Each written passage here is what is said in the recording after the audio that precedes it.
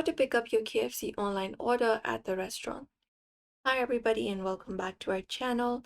Today we are providing you with a simple step-by-step guide for picking up your KFC online order at the restaurant. So let's just get started.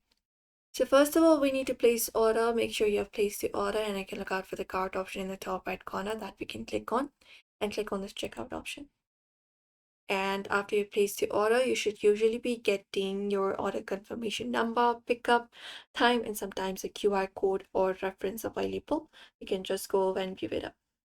And what you need to do is you need to select this option called self pickup while you are looking out for order option when you're ordering, and make sure you have checked this option and you have placed the order, and you should be getting everything that I mentioned earlier.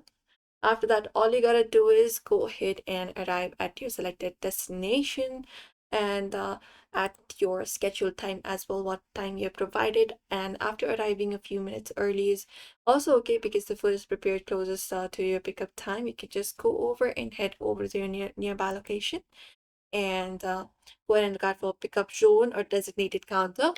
And then you can show up your order confirmation number, QR code, or the phone number, and the staff will locate your order and hand it over.